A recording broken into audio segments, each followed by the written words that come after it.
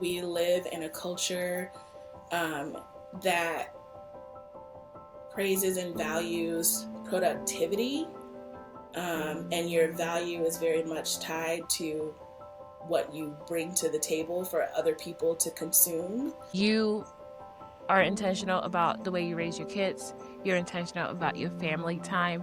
What made you become that person? I hate the term gentle parenting because it's taken on this whole, life of its own now. But I knew that I wanted to discipline, but with intentionality and with the absence of like rage and violence. How has becoming a mother changed what and how you choose to photograph? I just want it to feel genuine. We all have photos on our phone of like our kids having gotten into, flour and it's all over their faces, or, oh, look at the handprint you put on the wall because you were finger painting, and those are the things that we cherish. As a photographer, Janah Dawson works to bring out not only the beauty of women, but their softness, their emotions, and their essence. She is not only a photographer, but she is a wife and a mom to two boys. In her photography, she captures those precious moments of pregnancy, the new phase of newborns, the beauty of family, and the joy of the everyday things. Today's verse of the day is Proverbs 31:30.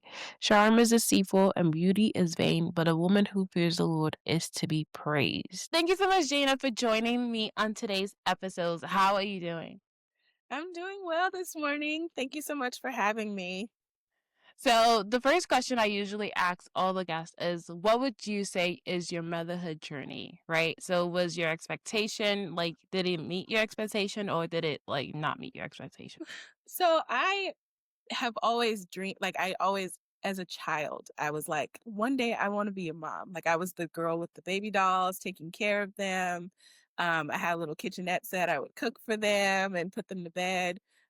So it's been like my longest standing dream. And of course, like as a child, your expectation about something is never going to match reality. But I think as I um, grew into adulthood, I knew the type of mother that I wanted to be. I wanted to be, I hate the term gentle parenting because it's taken on this whole, life of its own now. But I knew that I wanted to discipline, but with intentionality and with the absence of like rage and violence. So I wanted to be a disciplinary, but a loving, gentle disciplinarian.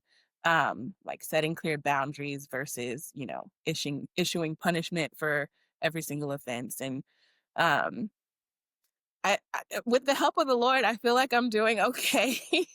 um, I think that my kids very much see me as a safe space to come to talk through things, to be able to express if they feel disappointed or angry. Um, so I feel like expectation wise, I expected perfect births. That didn't happen at all. But as far as motherhood itself, I'm happy with how it's going, and my husband doesn't have any complaints, so Yeah, I love that. I do want to, before I go into like the questions I have for you, I do want to ask you because as someone who definitely struggles with the idea of gentle parenting, and it's something that I would say I've had to like go constantly to God about being like, God, I don't want to be the yelling mom. I don't want to be the Mhm. angry mom. But I think it's a little bit difficult if you didn't go into it being like, there's no like I went into it like, I think not thinking about really what it means because I don't think gentle parenting was like popular like 5 years ago as it was today. And so like I wonder like how you became like I need to be intentional about this, right? Because there will be like I've definitely had to be like, okay, Esther, you need to be in a season of like you need to bite your tongue or like we need to talk more. But then there's times where I'm like, this definitely deserves a spanking. Like, like I wonder how you battle with that idea.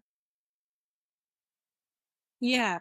Well, first of all, I don't think it's popular anymore. I think Okay. it's definitely taking its licks now, gentle parenting, because um I think there can be an extreme form of gentle parenting where just everything's just kind of permitted, and there's like the kid doesn't have like a clear boundary of what's right and what's wrong.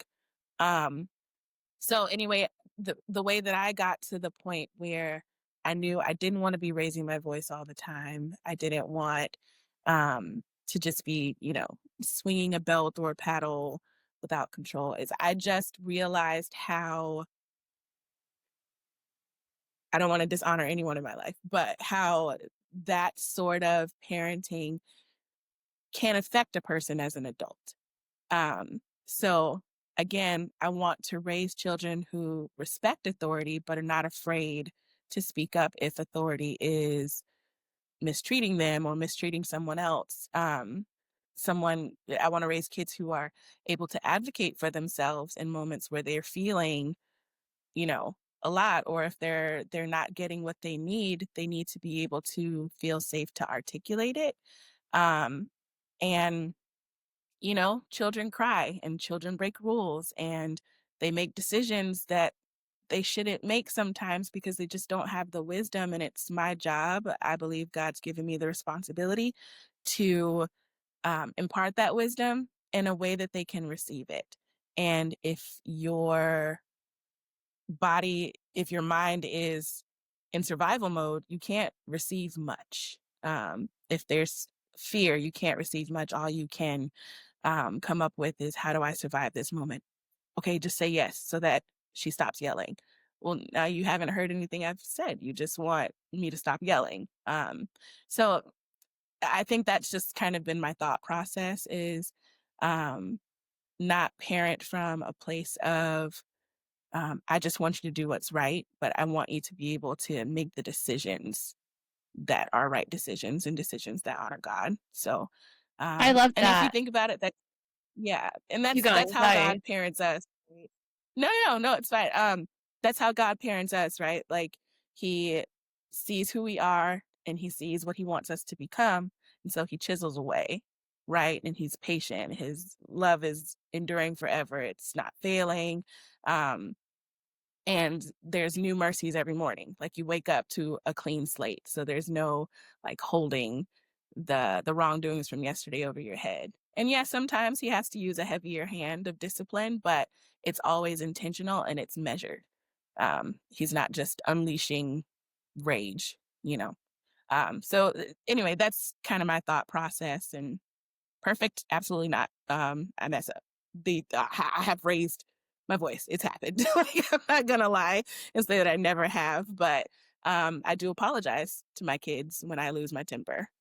I'll say, what you did was wrong, but that didn't give me the right to speak to you that way, and I apologize. And then we go from there. I will say that that is definitely something that I saw God work with me because the moment I said, God, I want to be better at this, I don't want to be that mom, was the moment where, like, he started to put things in perspective for me. And just yesterday, I realized that I had to call one of my child and I had to say, I am so sorry. Like, I shouldn't have yelled at you. That was wrong with me. So like I think you're right in terms of intentionality. And I think that taking it through the perspective of like, how does God deal with us? Is important, but also taking it through the perspective of like biblical, how does God wants us to raise our children. So we went off on a tangent there. I blame you. Yes, I take all the blame, but coming in hot and heavy and parenting. But switching gears, you are into photography. How did you get into photography? And what made you feel drawn to start taking pictures? And what do you think of photographers? What do you think photographers are able to capture that others can't? Because we all have a camera now with an iPhone. Mhm. So Yeah. Yeah, trying to put us out of business. Um, so I had an interest in photography as a young child. I think around 13, 14 is when I was drawn to it. And I would force my little sister to like dress up and go outside with me, and I'd be like, "Okay, go stand by this tree and like pose this way." And I took some really nice pictures of her actually. My mom has them at her house. But um I was always interesting to me, but it wasn't really seen as something to invest in. I think when people would consider like career paths, like photography, at least back then, wasn't like, oh, this could be lucrative. Um, so anyway, I grew up with just kind of the hobby floating around back here in my conscience. But then my firstborn, Micah, we had him in 2015, and he just was like growing so quickly after he was born. And I was like, I want to take all pictures of him. Like, I want to remember every moment. So I borrowed a camera from a friend of mine. She had a DSLR. And so I just started playing around with angles, that I just thought would be interesting. And they came out really nice. And so I showed them to a photographer friend of mine. Her name's Jenny. And she was like, wow, this is actually pretty good. And then she let me shadow her at weddings. And then I started working with a friend of mine. Her name's Giovanni. Shout out Giovanni, Bold as Love Studios. And she let me, second shoot for her for, I want to say about a year and a half, maybe 2 years. I might be exaggerating the time, but we shot together for quite a while. And just my interest in angles and lighting and all those things just kind of grew. And I'm still working on my craft, but that's how I got started. So you recently started taking pictures of Black women showing their softness. Your brand emphasizes softness and rest.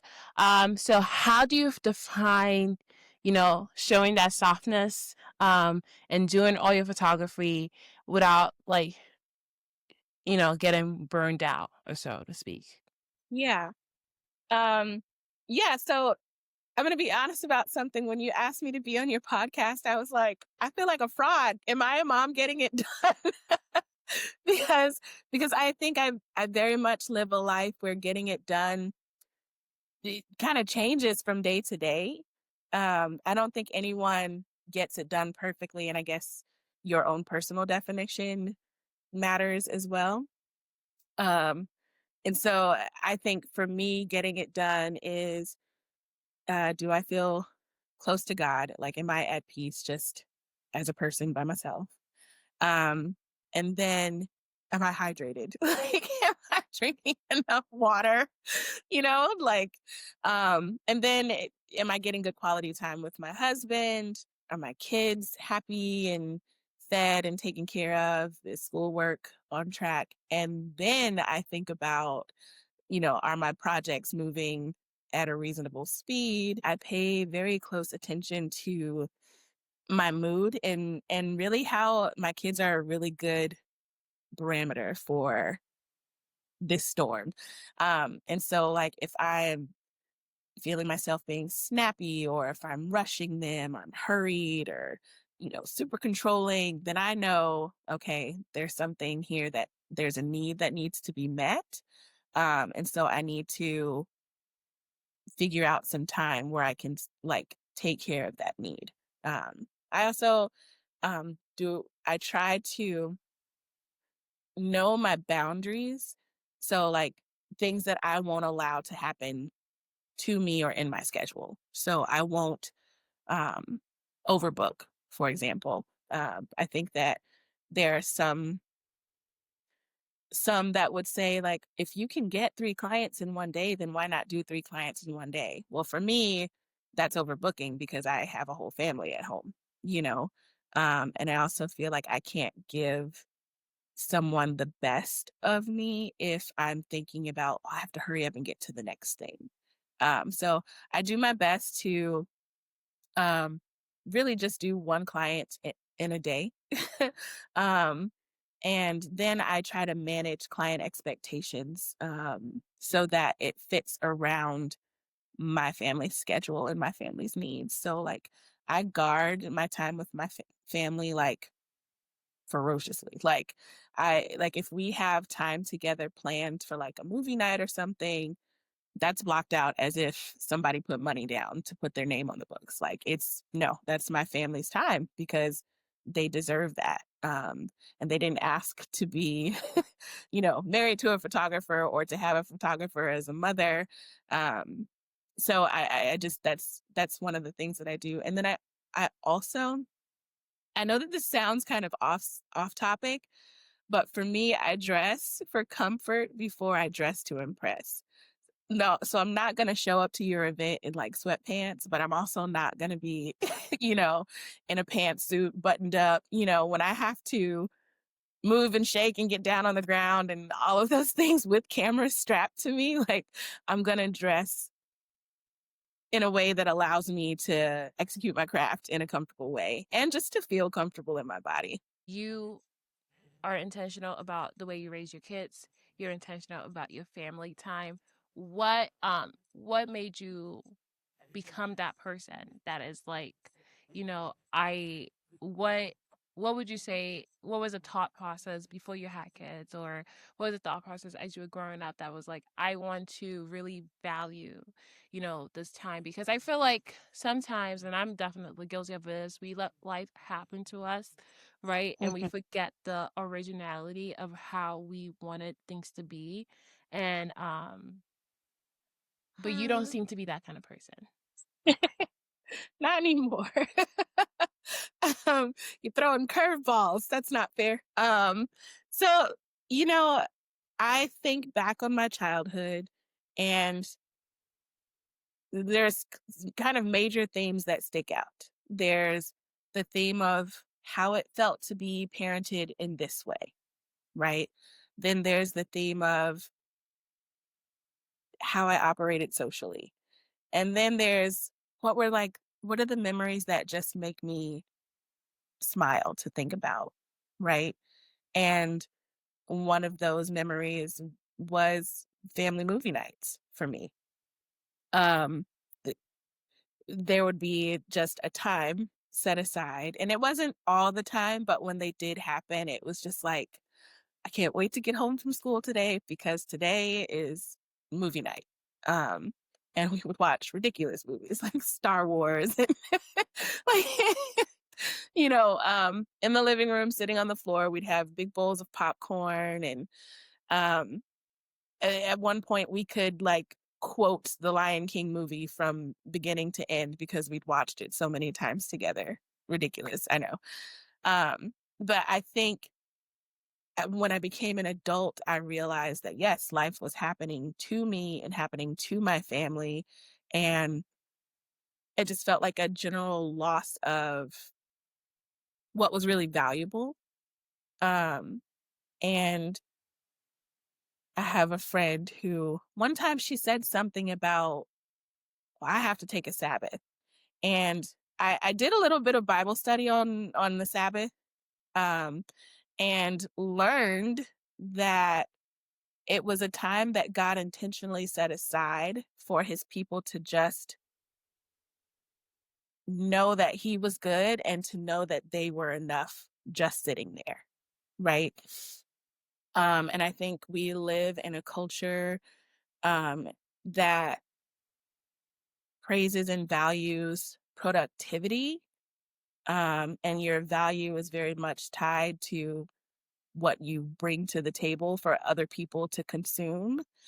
Um, and but in God, he emphasizes God is enough, like God, am enough, and you are enough because I make you enough. And so I think I just have grown to want to be a person who values that sort of time where sitting here together with you is enough. We've got God, we've got each other, we have enough. That got a lot deeper than this is what happens when you throw curveballs. I'm sorry, I just had to hack because as you were talking, I was thinking, wow, this is someone who is very intentional. And I follow people who are like, very intentional about family time. And I think that is my desire to be like that has fashioned a lot of the decisions I've made, especially concerning my kids, or, you know, but I think that sometimes just life happens, life life happens, and so you forget like this is really what I want to do, and this is really who I want to be. Yeah. But going back to my questions, and no one, no one go first. What is one system or tool in your business you use in your business or at home? So a tool that I use. So I do use Pixie Set. I don't know if that counts as a tool. It kind of is where all of my galleries are um, delivered from. I can send emails from there. It tracks payments and stuff like that. So Pixie Set is a tool, but I think I rely mostly on. um, the fact that adults have the ability to control their schedules. Um, and so I like recently we arranged our kids like extracurricular activities, like the days that we go and the times to allow like more quality time together on the weekends. Um, and we just like I think your priorities are going to be your tools. Like you set your priorities and that is your tool for figuring out how to create rest and softness. I think also just again, like I know my toddler 9 times out of 10 when it's time to leave the house, the minute you say it's time to go, all chaos is going to break loose. So instead of leaving 10 minutes before we got to go, we're actually leaving like 30, 40 minutes before we have to go because I know how this is going to go and there's going to be a last minute potty break and like it just you have to leave room. You have to leave room for it.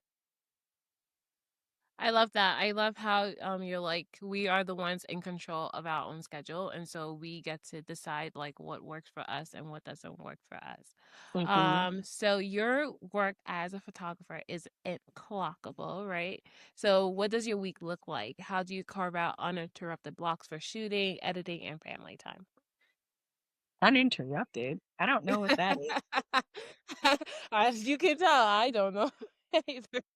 What is that? I haven't had uninterrupted time since January 7th of 2015. And I think that's kind of like a grace that we have to allow ourselves as working moms, especially if you work from home. Your business is out of your home, you know? And honestly, I think anyone working with someone who is a work from home mom has to have that same grace. Like it it just has to exist. And if it doesn't, maybe like this isn't the best fit. If you can't handle my toddler coming in to ask me for a snack, then we just maybe we're not the best fit. Go find someone else to take your pictures, you know? Um, and like in full transparency, like my office, this isn't even my office. This is like my husband's workspace. My office is like a little corner in my bedroom, you know? So like and my kids for the most part have access. And so like if I get interrupted, it's like, sorry, I'll be right back. Like it just is what it is. And my hours though, I think are actually pretty clockable. Again, my friend Giovanni, who I get a lot of advice from her about all of this when it comes to photography specifically. She said you need to price your session. So I priced them by the hour, like the shooting time, right? And she said you need to charge what it's worth it for you to be separated from your family. And so if I have to be away from my family for 3 or 4 hours at a time, what makes it worth it for me and for my family? And I think I also just keep in mind that after the session is done, there is still the editing that has to happen. And so you add in like, okay, this will probably take, you know, 3, 4, 5 hours or an hour a day until the gallery is sent out whatever the case may be. And all of that just goes into a flat fee that doesn't change. And um, I think that's helpful for me because it helps me to manage my time at home where I know like um, if I don't manage the time well, then the pay is not worth it. You know, if I'm spending 4 hours a day on one session, then I need to make an adjustment to like the time that I'm spending until the gallery is sent out. And then also for now, I schedule shoots on days that my husband is home, so I don't have to worry about childcare. Um, and then I schedule those shoots so they don't get in the way of, picking the kids up from school or whatever the case may be. Would your advice to women be that perhaps they need to take that same route of, um, if you're trying to start a business, or if whatever you're trying to do, make sure that it's worth it, the amount you're going to be away from your family, right? Because I love how you say like you're Giovanni, right? Oh, Mhm. Giovanni. She charged Giovanni.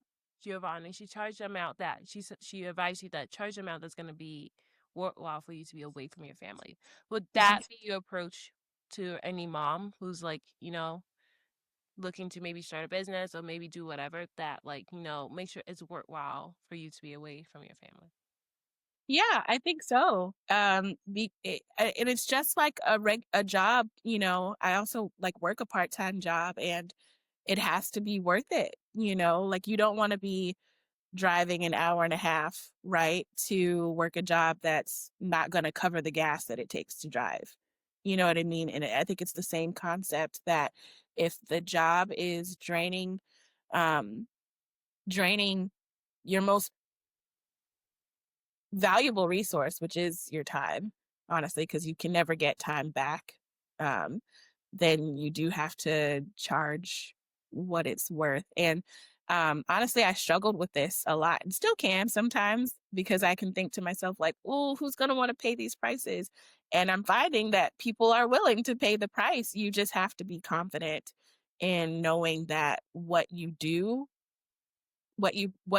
produce, like what you create, one is worth it, but then also your time is worth it as well. And they people are really asking for your time when they book you or hire you or whatever the case may be. Many mothers feel pressure to be, a perfect image online.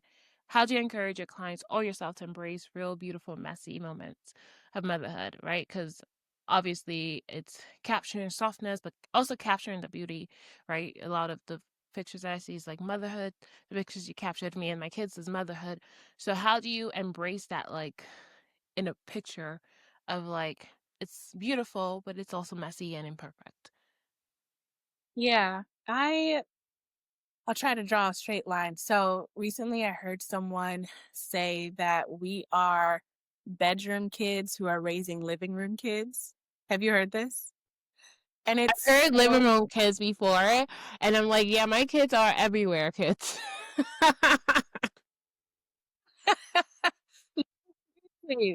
my kids are living room kids, my room kids, kitchen kids. Like I find toys everywhere. Anyway, so the idea there is like we were kept, you know, kind of confined to certain behaviors, certain areas of the house to keep the house looking just in case someone stopped by. Why? Because we were worried about how we looked and how we appeared. But I think we are very much a generation of mothers that are like, listen, girl, yeah, we can hang out today, but just know there's 3 piles of laundry on the floor. And if you my friend, then it's you gotta be okay with it.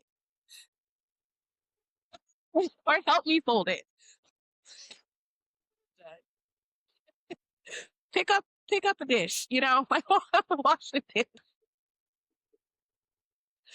Um, but I think I bring that idea with me specifically to shoots with kids. Um, I try to remember to let moms know, like, hey, don't yell, smile at them. Don't make them try to stand still because kids will show their absolute butts when they feel too controlled. Like they're like, stop telling me what to do with my body. Like I know my own mind.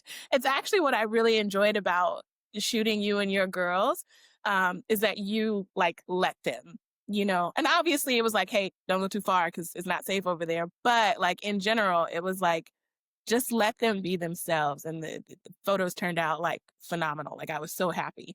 It was Um, great. I love that. and so, yeah. And Thank you for because that. the body wants to move, Yeah. like the younger you are, the more you want to move your body. And I think, when it comes to photographs, movement is always going to look better to me, at least. I think it translates better to the beauty of the moment.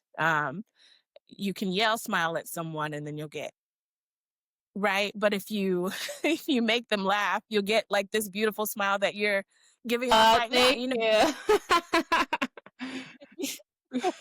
you. You get like the true like laugh lines, and you Yeah. get the dimples, and you get expression in the body that you don't get when you tell a person to pose. And I think that that's all of that is beautiful. It's also why I like the idea of lifestyle photography, where you can go into a home and spend a few hours with a family and just shoot what happens. Because, we all have photos on our phone of like our kids having gotten into, flour and it's all over their faces, or, oh, look at the handprint you put on the wall because you were finger painting, and those are the things that we cherish, not like, sitting everyone in one place with like their Sunday best and like everyone's posing and with these fake smiles plastered. What I don't want to like talk down on other forms of photography, but I think for me, I just prefer like the movement and the messy. And so we can start out in a pose, but I'm always gonna be like, while you're standing there, can you like sway? Can you like, give someone a hug or a kiss, give a squeeze? Um, and I think that also allows everyone to feel a part of the moment and not as if they're a prop in the moment. I also, last thing, to encourage authenticity and comfort in just like your own skin, I will not let people look at the images during the session on the camera because I remember asking, I was like, "Can I see?" You're like, "No, nope, nope, nope. Ask me why. no." Why? Because anytime anyone's looking there, you know what you're looking for.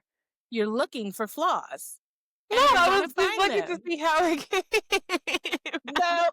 no. No, Okay, no. now if I I'm looking to make sure that everything looks the way I think it should look, No, I right? would tell people all the time, and I say it like this is such a weakness of mine. I am not the most observant person, so I don't notice anything until like later or people point it out. So I just want to be like, oh, how does it look? I was just curious. But maybe other people are looking for flaws, so I don't know.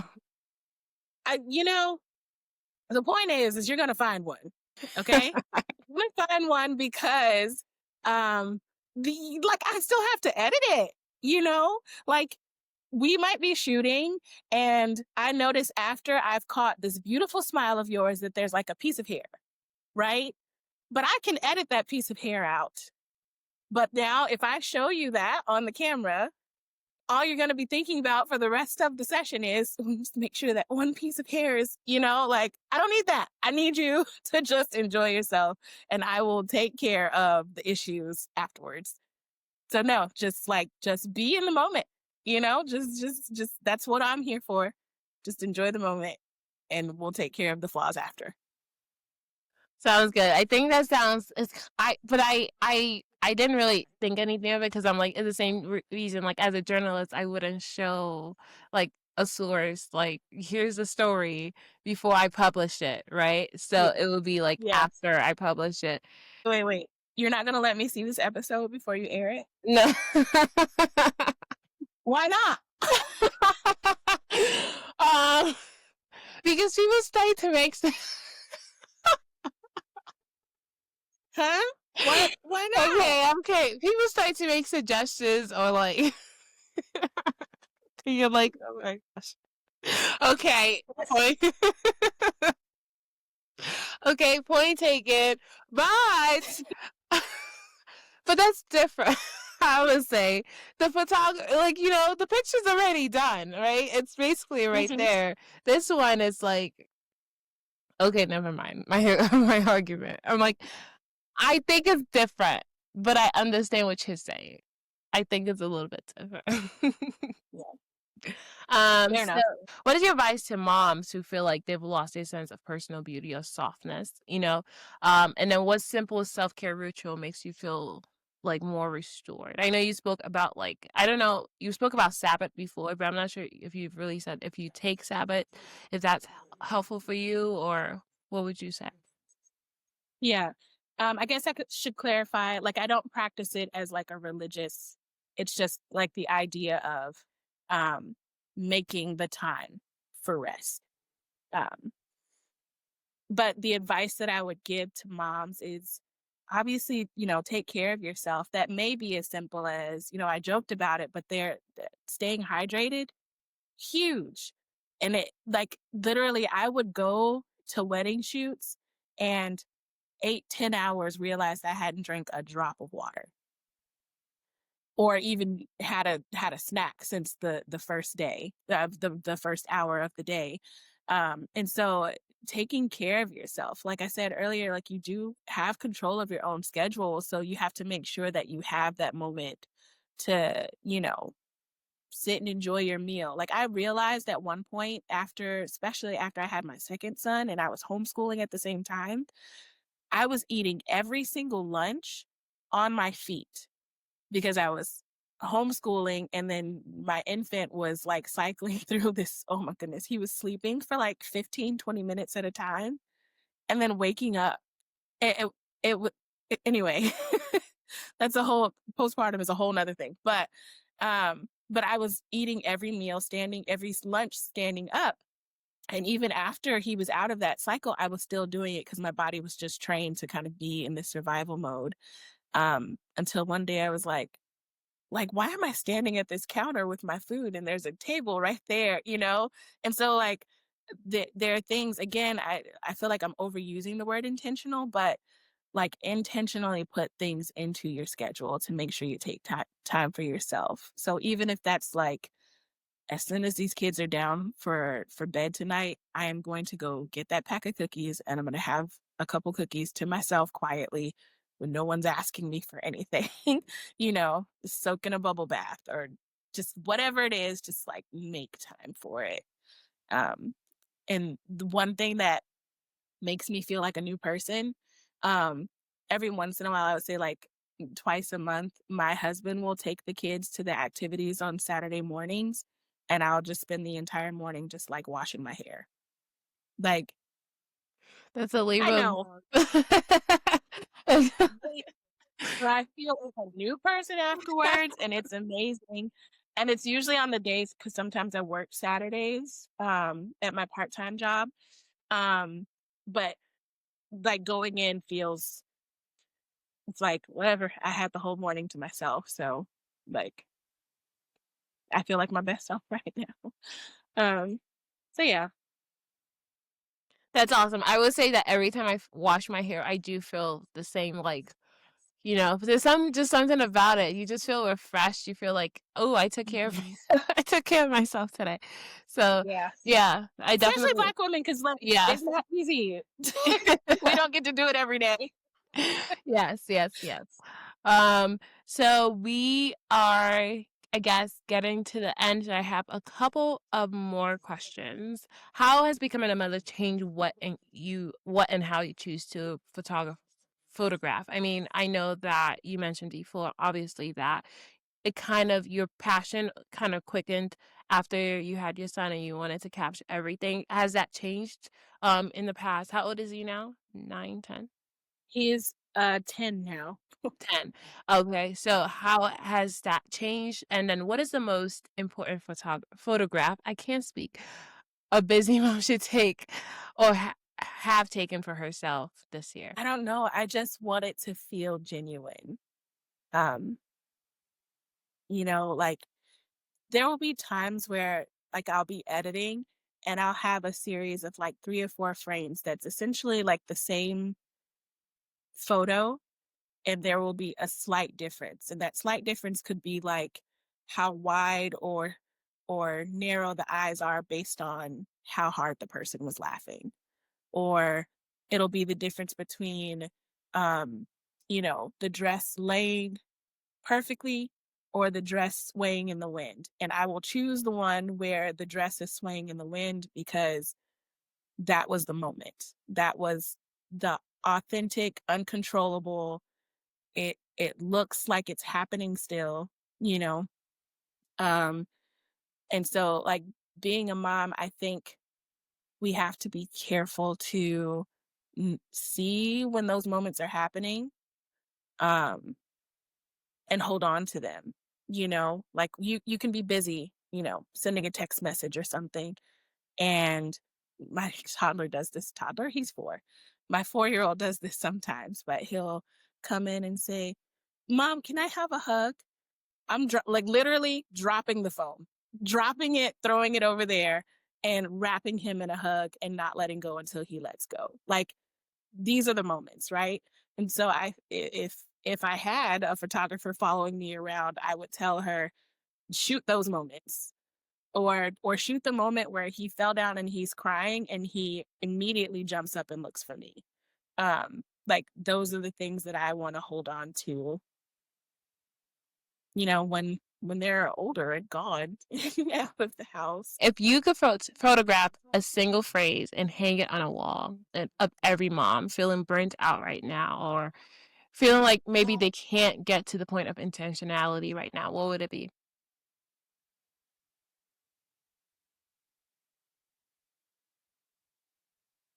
I think grace grace is so important to remember, to have for yourself and for others. I think that's what like is resources, grace and time. and and grace is so important. I think practice it constantly.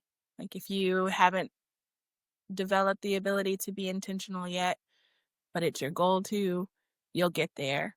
But it won't happen if you're beating yourself up for what you didn't accomplish today.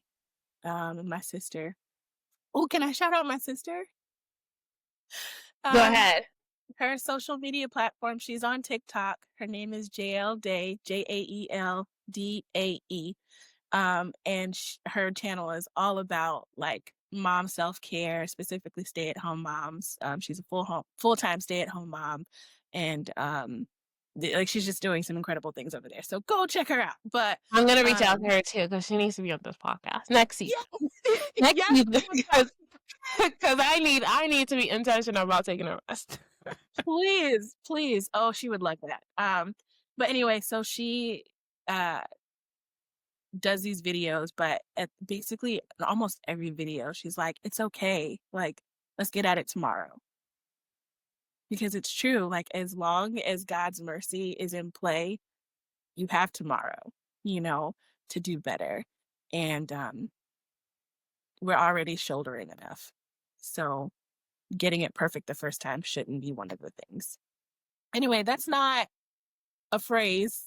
I'm sorry. No, it's perfect. I think it's the perfect way to end this, which is like we have tomorrow. But thank you so much, Janah, for your time, for sticking with me and not turning off the camera with the multiple Thank interruptions you. I had today. But thank you so much.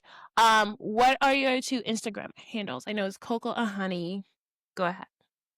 Oh, okay. So the project that I'm working on right now is coco.honey.portraits. And then my main photo page is Quiver Arrow Photo. That's my family photography page. Coco Honey is just like a side project that I'm just really passionate about. So you can check me out on both. Perfect. Thank you so much, Janah. And thank you to everyone who listened. Please feel free to like, subscribe, all the good stuff, as well as check out Janah because she was awesome in capturing us. So if you're in New Hampshire, Boston, Massachusetts, Vermont area, check her out. And I think Maine too as well. Thank you, everyone, and we'll Thank see you you. next time on Busy Moms Get It Done.